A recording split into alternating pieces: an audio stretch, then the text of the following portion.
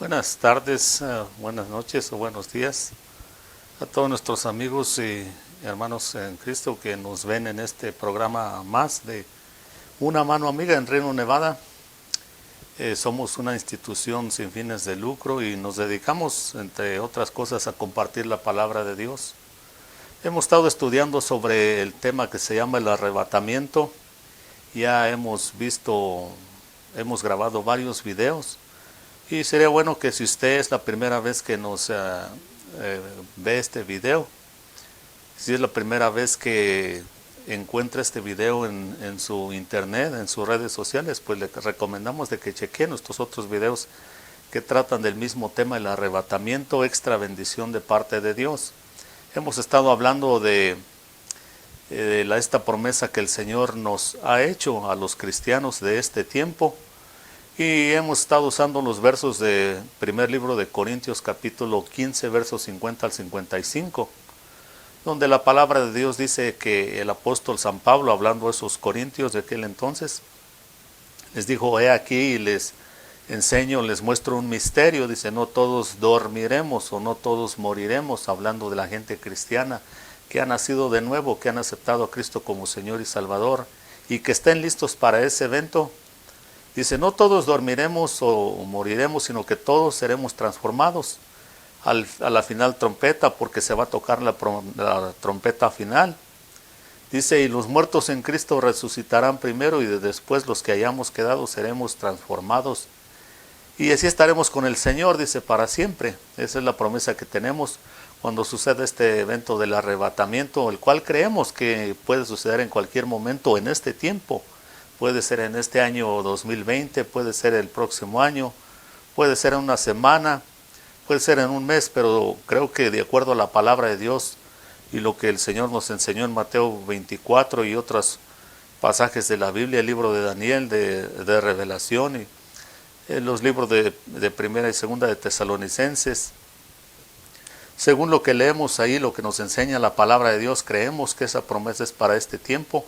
Y queremos estar listos, y lo mejor que podemos hacer es compartir la palabra de Dios con todas aquellas personas que estén interesadas y quieran participar de este evento que el mismo Señor Jesucristo va a llevar a cabo, porque sabemos de que de ahí para adelante pues el mundo de por sí ya no se ve muy bien, pues se va a poner peor desde ese momento cuando sucede el arrebatamiento o el rapto, como muchos lo nombran. El mundo va a cambiar literalmente y se va a transformar en un mundo muy hostil, mucho más de lo que ya está. Así que es mejor que nos preparemos para ese evento, el cual va a ser en un abrir y cerrar de ojos, según el apóstol San Pablo. Nos habla de ese misterio. Y hemos estado usando al profeta Elías del Antiguo Testamento, en el capítulo 2 del segundo libro de los Reyes. Dice la palabra de Dios que cuando Dios quiso levantar a Elías en un torbellino, venía saliendo de Gilgal él y el profeta Eliseo, porque este profeta Eliseo lo iba a reemplazar cuando Elías fuera levantado. Y todo esto lo vamos a estudiar, porque todo tiene su significado. Y iban saliendo de Gilgal, y ya hemos visto que Gilgal significa un lugar de oprobio, de vergüenza, donde no hay futuro, donde solamente hay frustración, solamente hay derrota, fracaso, porque la gente vive en la carne.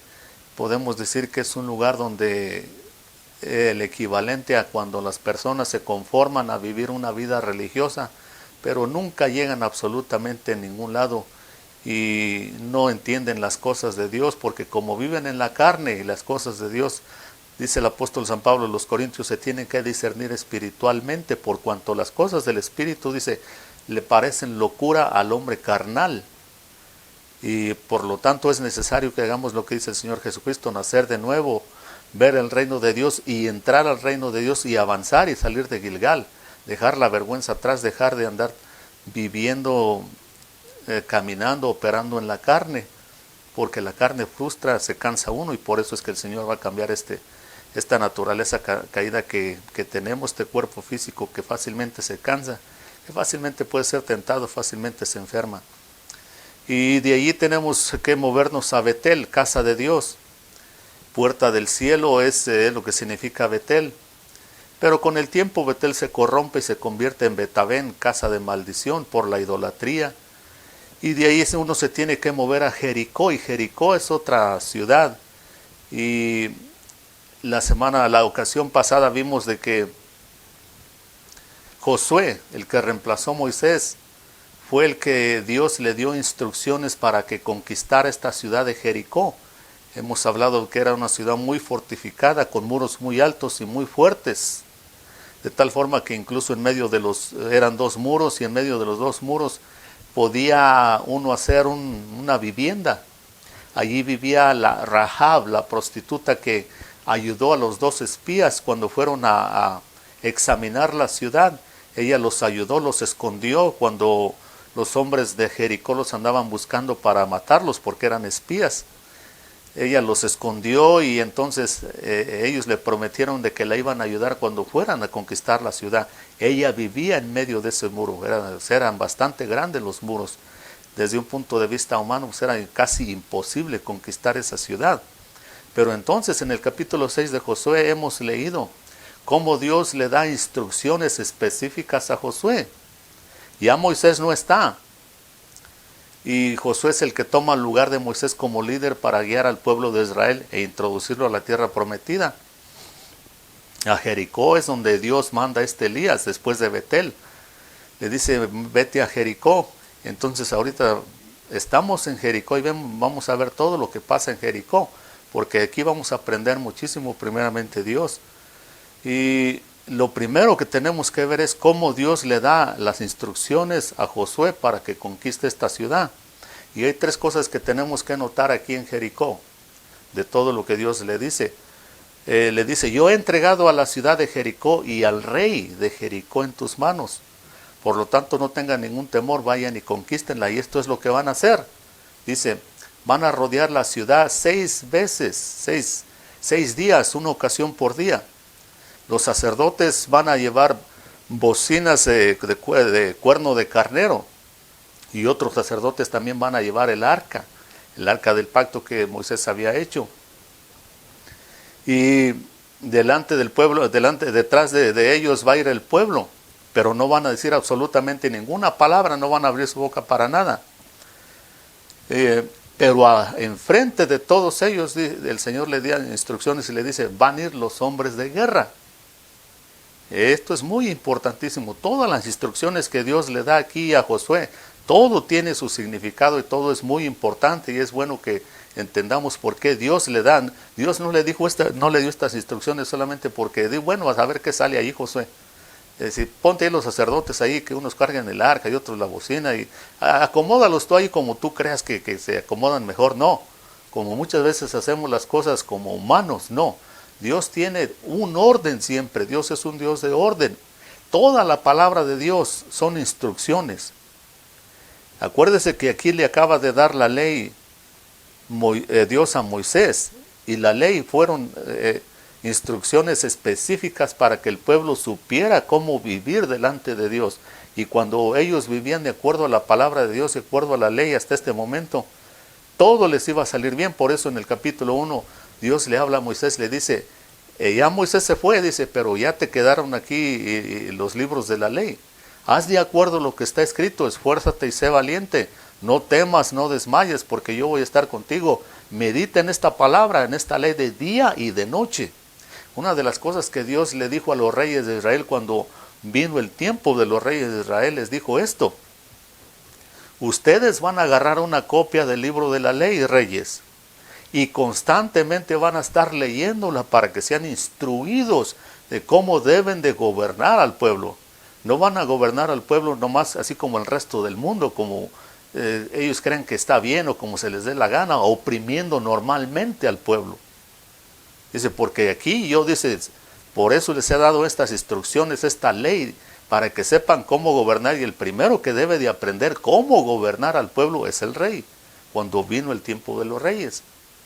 Tenía que estar leyendo constantemente los 5 libros, los primeros 5 libros de la ley que Dios le dio, el rey. Muchos no lo hicieron, desafortunadamente. Querían gobernar al estilo del mundo, oprimiendo a la gente. Pero esa era la responsabilidad que tenía primeramente el rey y el resto del pueblo también de conocer la palabra de Dios. Por eso es importantísimo, lo primero que tenemos que ver aquí es la palabra de Dios.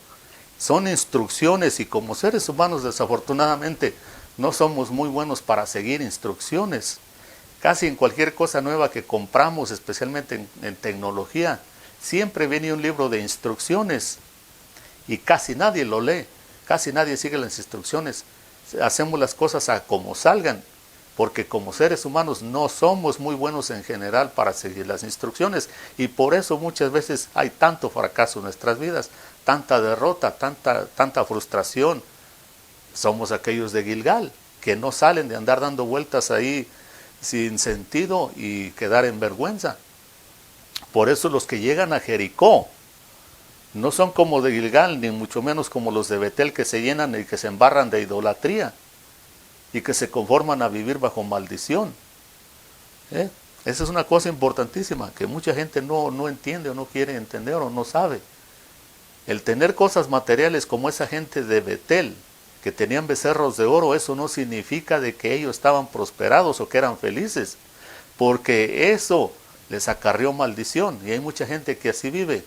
Tienen muchas cosas materiales, pero hay maldición en sus vidas, porque una cosa es esto, una cosa es tener cosas materiales, tener mucho dinero, casas, lo que sea. Otra cosa muy diferente es disfrutar lo que uno tiene. Y solamente se puede disfrutar lo que Dios hizo, esto que nos rodea, ya sea que tengamos poco o mucho, cuando tenemos la bendición de Dios. La bendición de Dios es la que hace toda la diferencia en la vida de un ser humano. Podemos ser ricos y no tener bendición de Dios y eso huele a maldición realmente. Podemos ser pobres, pero si tenemos la bendición de Dios, lo poco que tengamos lo vamos a disfrutar al máximo, porque tenemos la bendición de Dios. Y la bendición de Dios, lo primero que hay es esto, fíjese. Lo primero que debe de haber cuando hay bendición de Dios en una persona es esto. La presencia de Dios. Donde está Dios y está su presencia, muy pocas veces uno va a desear otra cosa. Aquí, las instrucciones que Dios le da a Josué, hay tres cosas que hay que notar entonces. Es la palabra de Dios o las instrucciones específicas que Dios da. La otra cosa que hay que notar aquí es lo que ya mencioné, la presencia de Dios, porque el arca representaba la presencia de Dios y allí van los sacerdotes con el arca. Lo otro que hay que tomar muy en cuenta y en lo cual como seres humanos fallamos mucho una vez más, es disciplina. Esas tres cosas son las que se deben de notar en estas instrucciones que Dios le da, esto que Dios le dice a Josué para que conquisten Jericó. Es la única forma de conquistar Jericó. La palabra de Dios, las instrucciones, la presencia de Dios. Si guardamos la palabra de Dios, la presencia de Dios va a estar con nosotros. Y aparte de eso tenemos que ser muy disciplinados para no olvidarnos de la palabra de Dios. Y siempre preocuparnos porque la presencia de Dios esté en nuestras vidas. De otra forma nunca vamos a aprender a ser disciplinados. Y entonces, vea, en el libro de Oseas, el capítulo 4, verso 6, un verso muy conocido por el mundo cristiano. Mi pueblo pereció porque le faltó instrucciones. Le faltó el conocimiento, dice allí, pero el conocimiento realmente, la palabra de Dios son instrucciones, porque toda la palabra de Dios es para instruir, para redarguir, para enseñar al hombre, para que venga a servirle a Dios en una forma adecuada como Dios manda. El apóstol le dice a Timoteo, vea, hablando de instrucciones, le dice, entre tanto que yo voy, Timoteo, dedícate a la lectura de la palabra, a la exhortación y a la enseñanza. Entre tanto que yo voy, como si el Señor nos dijera, mientras yo regreso por ustedes, dedíquense a la lectura de la palabra, a la exhortación y a la enseñanza.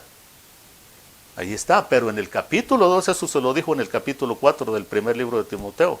En el capítulo 2, vea lo que le dice este apóstol San Pablo a Timoteo también. Le dice, exhorto ante todo que se hagan rogativas, peticiones y oraciones por todos los que están en eminencia, por los reyes, por los gobernantes, por los líderes. El apóstol le dice, Los exhorto a que lo primero que hagan, ante todo lo primero que tengan que hacer, que se pongan a orar, que se pongan de rodillas, que se pongan en la brecha, que se pongan a interceder por todos los líderes que hay, por los líderes espirituales, por el supervisor de trabajo, por el gobernante, por el presidente, por todo aquel que sea un líder. El apóstol dice, los exhorto a que lo hagan, dice, paren todo, en este momento paren todo. Porque en el capítulo 2 empieza a dar instrucciones el apóstol San Pablo a Timoteo de cómo se debe conducir una iglesia cristiana y por ende cómo se debe conducir un ser humano delante de Dios. Si acepta a Cristo y quiere vivir por la palabra de Dios, aquel que no acepta a Cristo y no quiere nada con la palabra de Dios va a vivir como quiera. Pero todo aquel que se diga cristiano, dice el apóstol, paren todo. Lo primero que tenemos que hacer es ponernos de rodillas, ponernos a orar, ponernos de intercesores por todos los que están en eminencia, por los reyes, por los gobernantes y especialmente por los líderes espirituales, porque ellos son la cabeza de la iglesia en el caso de los pastores, son la cabeza de los lugares de trabajo en el caso de los supervisores, jefes, dueños, son la cabeza de un estado, de una ciudad, el mayor, el fiscal, quien quiera que sea, son la cabeza de una nación entera, el presidente, el rey, el gobernante. Y si la cabeza se cae, todo el cuerpo se cae también. En el capítulo 7 del libro de Isaías, habla de una conspiración que había contra Jerusalén en el tiempo del rey Ezequías. Y el Señor les dice, les habla y a través del profeta les dice, no tengan temor, dice, porque la cabeza de Damasco es Resín. La cabeza de Samaria es el rey y el hijo de Remalías, hablando de los reyes de ese entonces, de esas dos ciudades, de esos dos reinos. Dice, no se preocupen, porque si ustedes oran, creen en mí, yo me deshago de las cabezas y todo el reino se viene abajo. Cuando el Señor mandó a aquellos 70 a predicar y regresaron, dice que venían con mucho gusto y le dijeron, Señor, hasta los demonios se nos sujetan en tu nombre. Y el Señor les contesta así, les dice, yo veía a Satanás caer del cielo como un rayo. En otras palabras, él estaba diciendo, usted no me están diciendo nada nuevo, porque yo derribé la cabeza. Y por eso es que ahora a ustedes yo les he dado esa autoridad, y los demonios se tienen que sujetar, porque yo derribé la cabeza. La cabeza, entonces, por eso el apóstol dice, paren todo, dejen de hacer todo.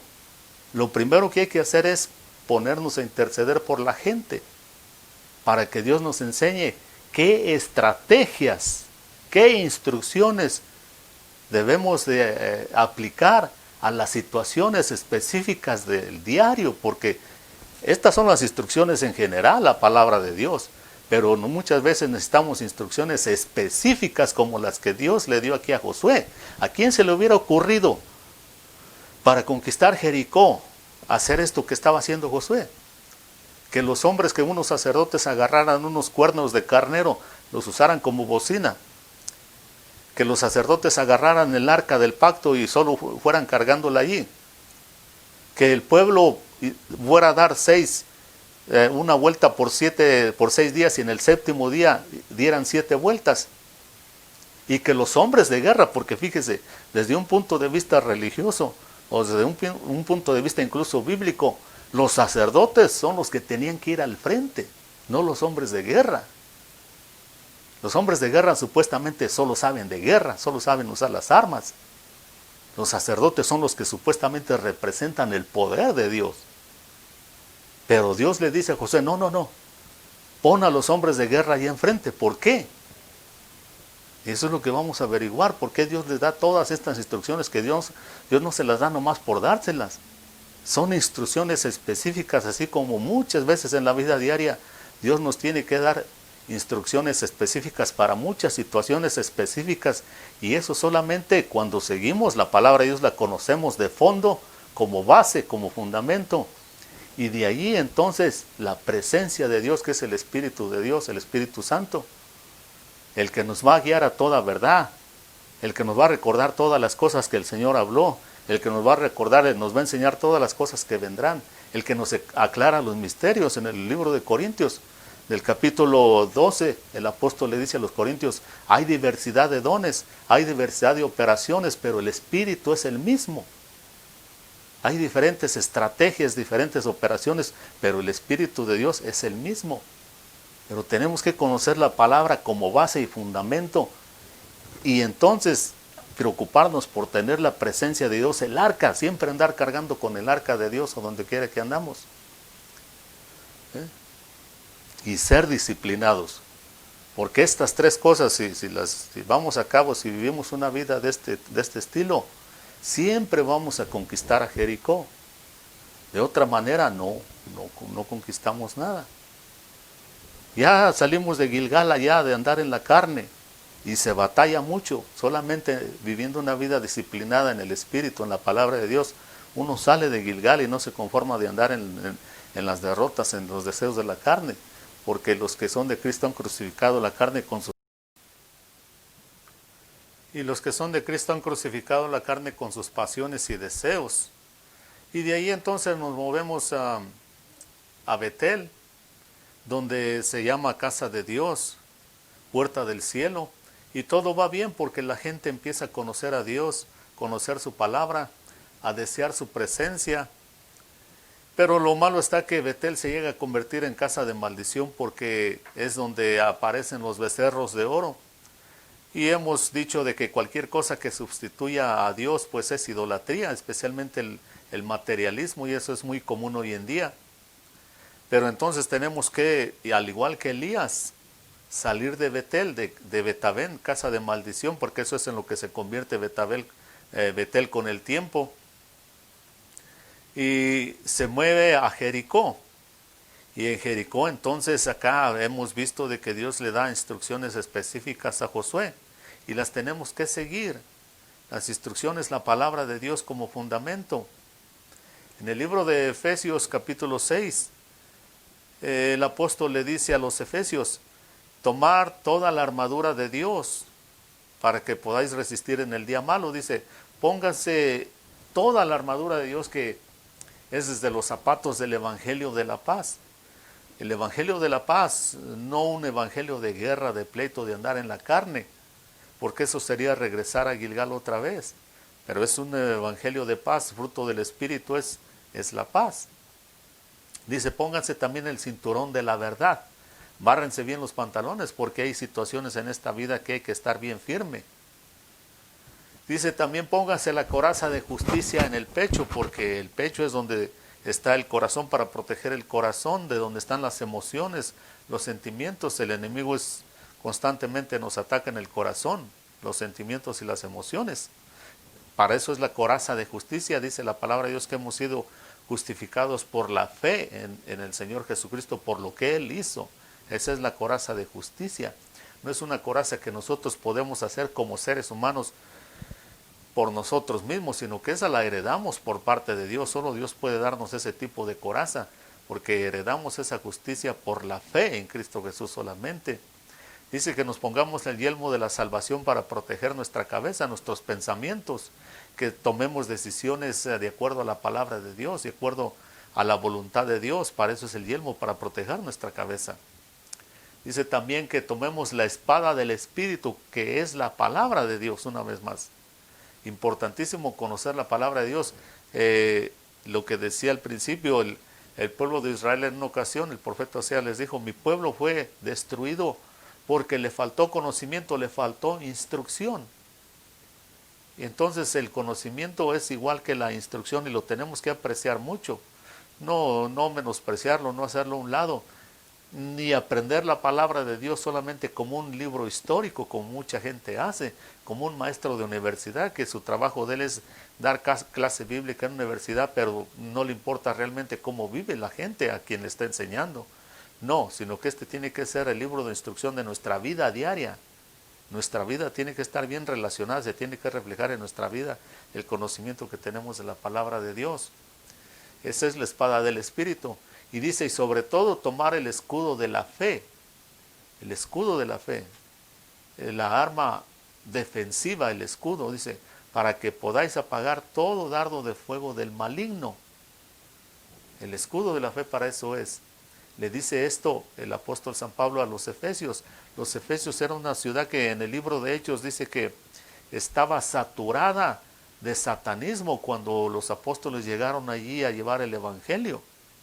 Dice que con toda aquella gente que se convirtió al cristianismo, sacaron libros y pergaminos y todo aquello que usaban para brujería, hechicería y satanismo, y que lo quemaron todo al mismo tiempo y era el equivalente a mucho dinero, dice, lo que la gente había invertido en todos esos libros y cosas mágicas que usaban en esa ciudad. Era una ciudad que estaba entregada totalmente al satanismo, y por eso hasta cierto punto ellos entendían más claramente esta lucha, que no tenemos lucha contra carne y sangre, sino contra principados, contra gobernadores, contra huestes espirituales, contra poderes del maligno, del mundo de tinieblas. Esa es nuestra lucha. Y por eso entonces allá Dios le da esa instrucción a Josué, le dice: pon a los hombres de guerra, aquellos que llevan el escudo de la fe, aquellos que traen la espada del Espíritu, que es la palabra, que la saben usar, aquellos que tienen el evangelio de la paz, un evangelio pacífico, aquellos que llevan la coraza de justicia, que protegen su corazón, que no se dejan llevar por cualquier emoción, cualquier sentimiento, sino que tienen control de sus emociones y sus sentimientos, aquellos que protegen su cabeza con la palabra de Dios, meditando en ella de día y de noche, como le dijo a Josué mismo. Esos son los hombres de guerra, esos son los que van a ir al frente siempre. Lo curioso está, vea, en las iglesias cristianas normalmente esto es lo que yo he visto. Se preocupan por tener el ministerio de enseñanza, que es lo básico, que el pastor o otras personas enseñen la palabra de Dios. Se preocupan también mucho por tener el ministerio de alabanza, gente que adore a Dios, ahí el grupo de música, los que cantan, los que dirigen las alabanzas. Y se preocupan también porque haya un tesorero para llevar orden en las finanzas. Todo esto es bueno, así debe de ser. Pero muy pocas veces, o yo en lo personal no recuerdo ninguna iglesia donde yo he conocido que se preocupen por tener un ministerio de intercesión, por tener gente específica, gente de guerra específica, que se ponga en la brecha a interceder por esa iglesia y por todo lo que tenga que ver con el reino de Dios. No he conocido hasta este momento ninguna iglesia. Muchas iglesias oran, uno que otro por ahí ora, porque la mayoría de gente realmente no ora. Pero no he visto ningún ministerio, ninguna iglesia cristiana que le hayan dado el valor o la importancia suficiente a un ministerio de intercesión. ¿Por qué será? ¿No han entendido eso? Que los hombres de guerra, ahí está bien claro, con Josué, van al frente. Son a veces los ministerios que nadie quiere, porque desafortunadamente como seres humanos nos gusta mucho la vanagloria si andamos en Gilgal o Betel, si no salimos de allí. Nos gusta que nos vean, nos gusta estar ahí en la tarima, detrás de los micrófonos. Nos gusta tener reconocimiento de parte de la gente que no es madura. Pero aquella gente que realmente entiende lo que es la batalla, lo que es el reino de Dios, las responsabilidades del reino de Dios, son los que se ponen a interceder, y no necesariamente que haya un ministerio de eso, porque entienden bien de que si no hay intercesión, si no hay oración en una iglesia, todo lo demás se viene abajo. El apóstol le dice bien claro a Timoteo: para todo, Timoteo, antes de cualquier instrucción, antes de que te diga yo cómo se debe de vivir en la iglesia, en el cristianismo, hay que ponernos a orar por todos los que están en eminencia, por los líderes espirituales y por todo aquel que sea un líder, sea quien sea, de donde sea. Dice, para que vivamos quieta y sosegadamente delante de Dios. Así que esas son las instrucciones que Dios le da a Josué. Y vamos a seguir estudiando más, porque vamos a aprender mucho más de aquí de Jericó, lo que pasa en Jericó cuando la conquistan. Así que si usted no ha aceptado a Cristo como Señor y Salvador, lo invitamos en esta noche y diga: Señor, yo te acepto como mi Señor y Salvador. Abre mis ojos para que yo pueda ver el reino de Dios. Ayúdame a entrar al reino de Dios para que yo pueda conquistar, al igual que José, todo aquello que me estorbe para conocerte, servirte y estar listo para ese evento del arrebatamiento. Ahí es donde está Elías ahorita. Y gracias te doy, Señor, porque tú eres bueno con nosotros. Si usted ha aceptado a Cristo como Señor y Salvador, usted ha nacido de nuevo y es nueva criatura. Todas las cosas viejas pasaron. Y aquí todas son hechas nuevas.